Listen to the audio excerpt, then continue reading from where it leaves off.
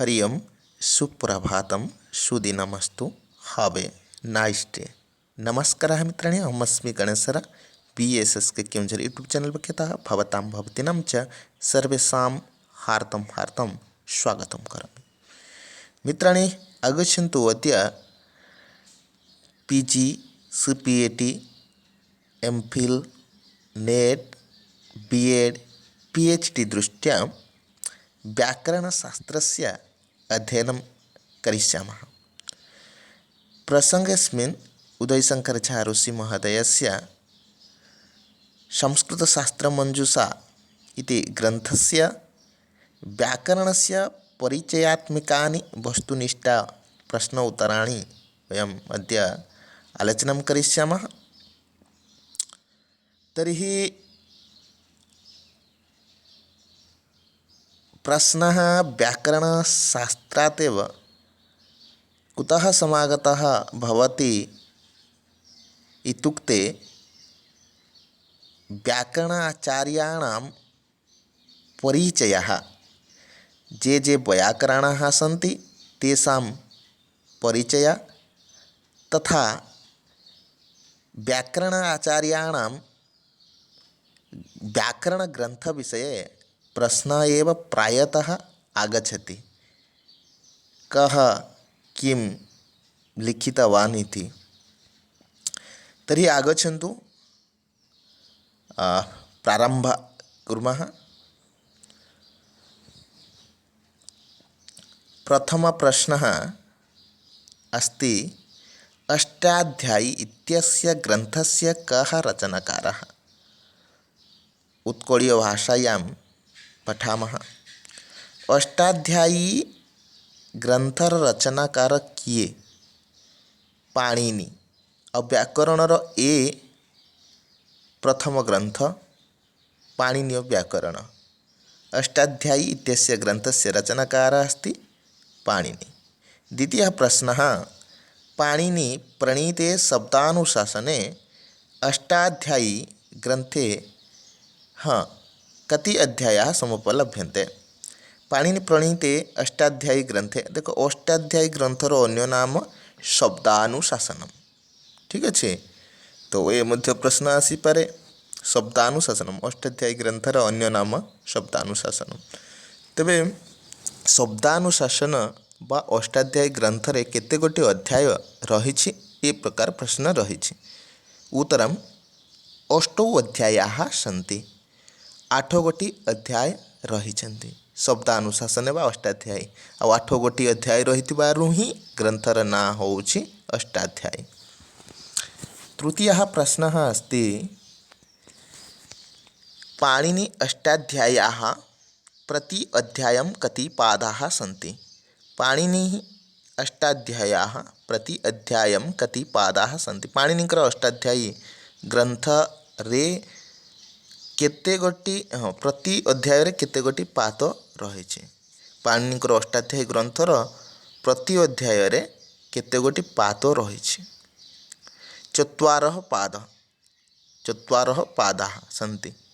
4 गोटी पाद प्रत्येक अध्याय रे। तेबे 8 गोटी अध्याय रे 4 पाद, टोटाल पाद संख्या होउछि अष्टाध्यायी 832।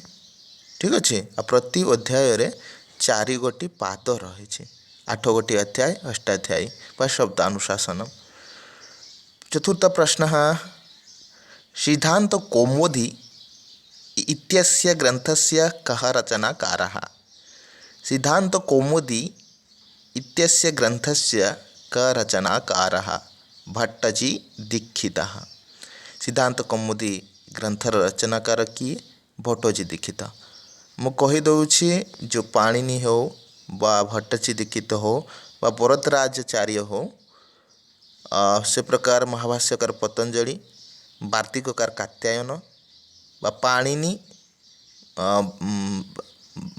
कात्यायन पतंजलि ए त्रिमुनिंकर विषय बहु समय प्रश्न आसे।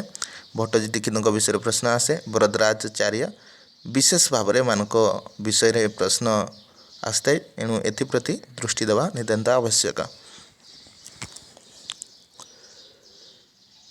चतुर्थ प्रश्नः अस्ति। चतुर्थ प्रश्नस्य एव आलोचना अभवत्। अग्रे गच्छामः। पञ्चमः प्रश्नः अस्ति व्याकरणशिक्षणस्य मुख्यविधिः कः? व्याकरणशिक्षणस्य मुख्यः विधिः कः? व्याकरण शिखिबार मुख्य विधि नियम कौन? आगमन विधि है ना। व्याकरण शिक्षणर मुख्य विधि नियम होउछि आगमन विधि। षष्ठ प्रश्न प्रक्रिया कौमुदी इत्यस्य रचनाकार रामचंद्र। ए मध्य बहुत समय रे प्रश्न आसुछि। प्रक्रिया कौमुदी इत्यस्य रचनाकारः रामचंद्रः। ये भगवान श्री रामचंद्र नुहंती, ये व्याकरणविद व्याकरणाचार्य रामचंद्र। सप्तम प्रश्न वेद पुरुषस्य मुख्यात्मकं वेदांगम किमस्ति? व्याकरणम। आम पूर्व ही पढ़ीचे षड्वेदांग विषय पाणिनि मध्य कहते छंदौ पादौ तु वेदस्य हस्तः कल्पौ तु पठ्यते जतिस्समायनं चक्षु निरुक्तं श्रुतम उच्यते शिक्षां घ्राणं तु वेदस्य मुखम व्याकरणं स्मृतम बोली कहे। तेरे वेद पुरुषस्य मुखात्मकम वेदांगम किम? वेद पुरुषर मुख किए बोली कह जाए व्याकरण। वैयाकरण प्रथम विद्वांसः। अष्टम प्रश्न व्याकरण वेदांगस्य कति संप्रदायाः श्रियन्ते? व्याकरण वेदांगर केते गोटी संप्रदाय अछंती बोली कह जाए? आठ गोटी संप्रदाय। नवम प्रश्न अस्ति संप्रति व्याकरण वेदांगस्य प्रतिनिधि ग्रंथः कः अस्ति? संप्रति वर्तमान व्याकरण वेदांगस्य प्रतिनिधि ग्रंथ कः अस्ति? व्याकरण वेदांगर प्रतिनिधि ग्रंथ वर्तमान किए अछि बोली पचारिछि प्रश्न। तेबे शब्दानुशासनम बा अष्टाध्यायी। दशम प्रश्न लिंगानुशासनम इति ग्रंथस्य कः लिखितवान्? हाँ, लिंगानुशासनम इति ग्रंथम कः लिखितवान्? ब्याडी। ये मध्य प्रश्न बहुत समय आसे जे ब्याडी व्याकरण ग्रंथ ना कौन? लिंगानुशासनम। एकादश प्रश्न शब्दानुशासने कस्य उल्लेख नास्ति? शब्दानुशासने कस्य उल्लेख नास्ति? वेदी निर्माण विधि। वेदी निर्माण विधिर उल्लेख नाही शब्दानुशासन रे। वेदी निर्माण विधि जो शुल्ब सूत्र रही वेद रही। ठीक अच्छे। द्वादश प्रश्न वाक्यपदीयम कस्य आचार्यस्य कृति? वाक्यपदीयम कस्य आचार्यस्य कृति? भर्तृहरि। ठीक अच्छे। भर्तृहरिंकर एक व्याकरण ग्रंथ से भर्तृहरि नीति शतक श्रृंगार शतक वैराग शतक 3 शतक रचना करिसेंती। आउ वाक्यपदीयम तांकर ये व्याकरण ग्रंथ बोली ग्रहण करा जाए। त्रयोदश प्रश्न पतंजलि प्रणीतः ग्रंथः कः? महाभाष्यम। पतंजलि प्रणीतः ग्रंथः कः? महाभाष्यम। चतुर्दश प्रश्न अष्टाध्याय्याः प्रथम सूत्रम किमस्ति? वृद्धिरादेश। ये मध्य बहुत समय प्रश्न आछि जो अष्टाध्यायीर प्रथम सूत्र कौन अच्छी बोली पचारि? वृद्धिरादेश। जेहेतु ये सकाल समय और समस्ते शଯ୍या त्याग करुछंती पशु पक्षी समस्ते निज निज कर्माभिमुखी हेबे सकाल समय आहार अन्वेषण रे। एणु पक्षी पशु समस्ते ए प्रकार गुंजन करवा आरंभ करदेले। सकाल को स्वागत करुछंती। एणु टिके नॉइज आसुछि क्षमता।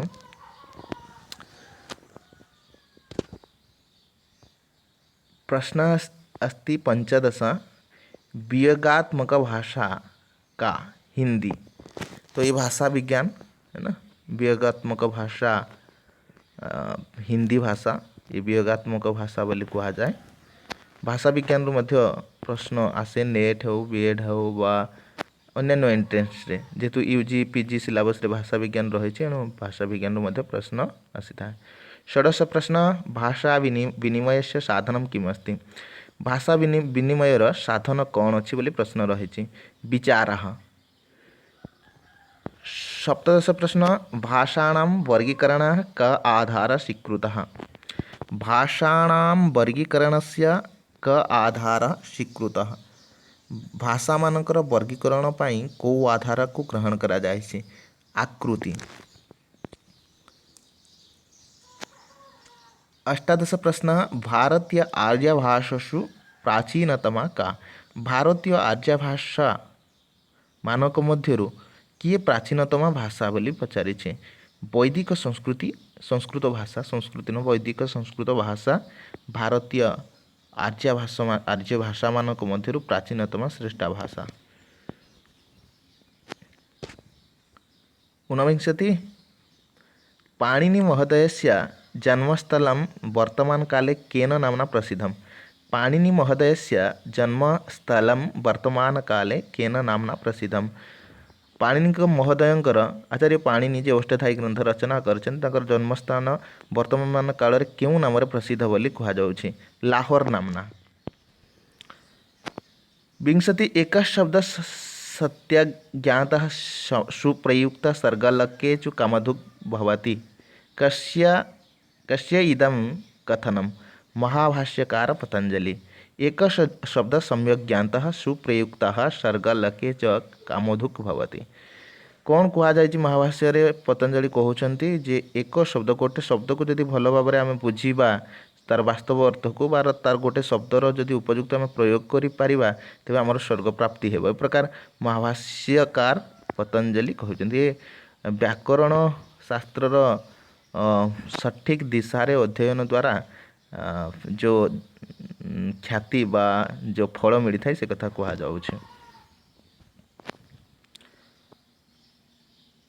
एकविंशति प्रश्न पतंजलि कस्य अवतार मन्यते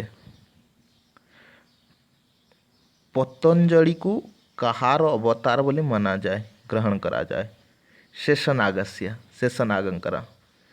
द्वाविंशति प्रश्न व्याकरण से व्युत्पत्ति जन्य अर्थ किमस्ति बहु समय परीक्षा आसी व्याक्रियन्ते व्युत्पद्यन्ते शब्दा अनेन इति व्याकरणम् व्याक्रियन्ते व्युत्पद्यन्ते शब्दा अनेन इति व्याकरणम् बी उपसर्ग आम कृ ल्युट् प्रत्ययन व्याकरणं शब्दं निष्पन्नः।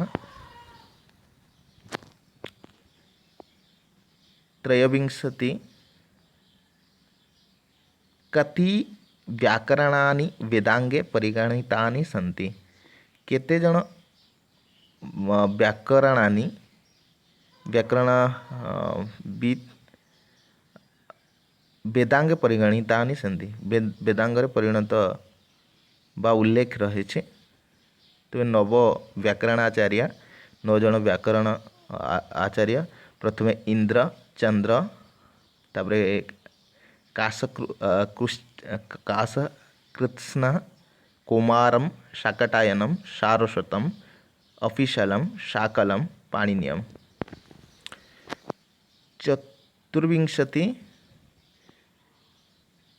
वेदांग रूपेण सर्वाधिक संज्ञेय व्याकरणं किमस्ति पाणिनीय व्याकरण।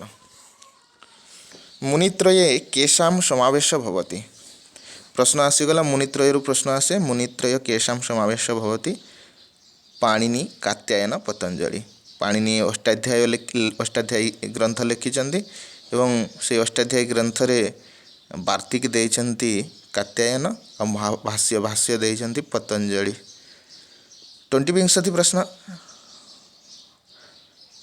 20 नुहे प्रकार अधा इंग्लिश अधा संस्कृत कहूँ षड्विंशति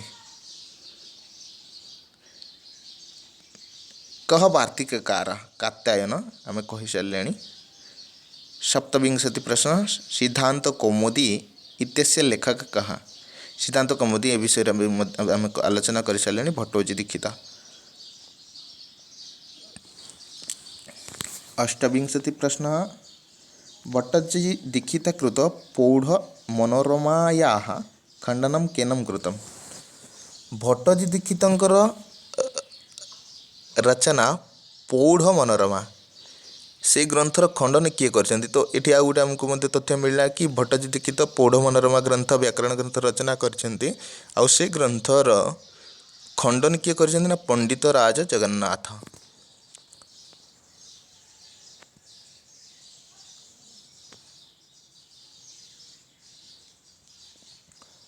ऊनत्रिंशत् प्रश्नः अस्ति मनोरमा कुचमर्दनम् इत्यस्य लेखक कः। मनोरमा कुचमर्दनम् इत्यस्य लेखक किए।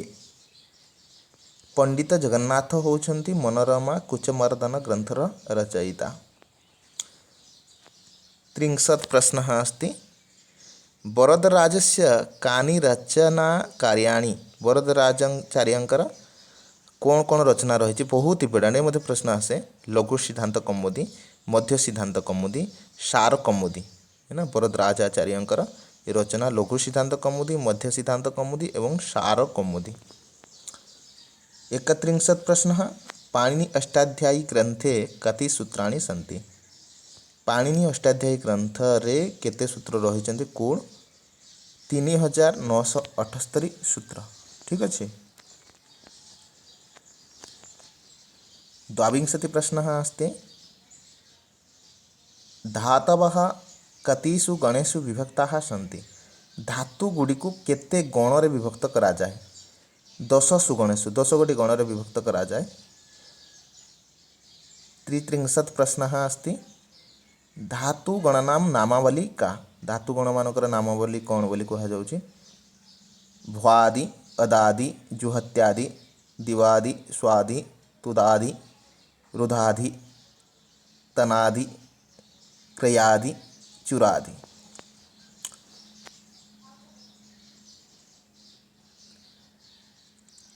34 प्रश्न शब्देन्दुशेखर इत्यस्य कः रचनाकार। बहुत समय प्रश्न आसी। शब्देन्दुशेखर रचयिता किए नागेश भट्ट।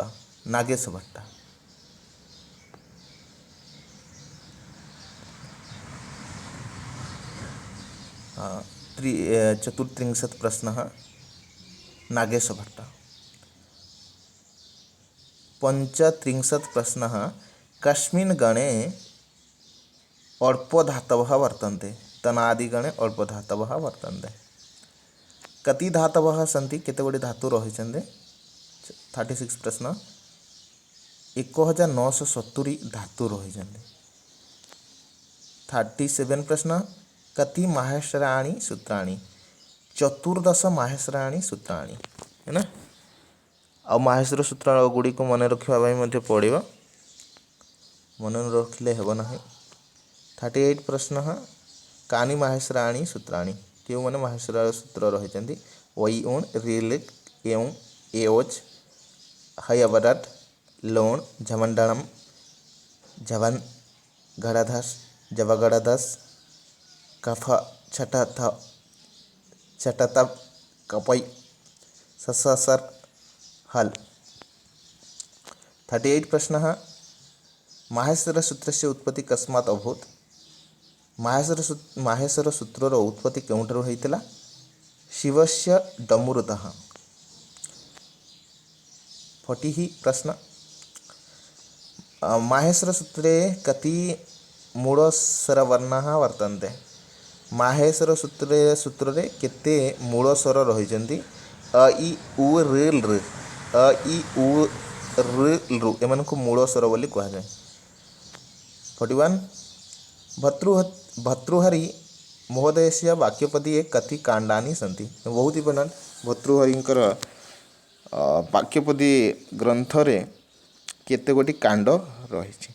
ब्रह्मकांडम, वाक्यकांडम, पदकांडम 3 गोटी कांड भर्तृहरिंकर वाक्यपदीय ग्रंथ रे।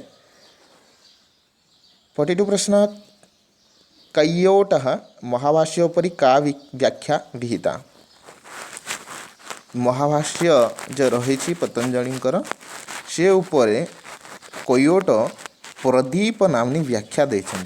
प्रदीप नामनी व्याख्या देछन। 43 प्रश्न जयादित्य एवं वामन नामानि व्याकरणाभ्यां सूत्रानुक्रमाभ्याम अष्टाध्यायी किं वृत्ति ग्रंथम अलिखिताम। जयादित्य एवं वामन नामक व्याकरणविद सूत्रानुक्रमाभ्याम सूत्रक्रम अनुसार अष्टाध्यायी पर क्यों ग्रंथ लिखिं। काशिका वृत्ति ग्रंथम ये मन रखा पड़ो है काशिकावृत्ति ग्रंथ जयादित्य वामन। 44 प्रश्न अस्ति काशिकायाः प्रथमतः पंच अध्यायनं क अलिखत्। काशिकायाः प्रथमतः पंचम अध्यायान कः अलिखत्। प्रथमतः प्रथम रु आरंभ करी पंचम अध्याय पर्यंत किए लिखिछन्ति काशिका भाष्य वा वृत्ति ग्रंथर जयादित्य। अंतस्य अध्याय त्रयस्य शेष अध्याय तीनिटार काशिकार किए लिखिछन्ति वामन है ना। तेबे 1 ରୁ 5 पर्यंत जयादित्य लिखिछन्ति एवं से प्रकार 5 ରୁ 6 ରୁ शेष पर्यंत है ना वामन लिखिछन्ति। काशिकायां कति अध्यायाः सन्ति 8 अध्यायाः सन्ति।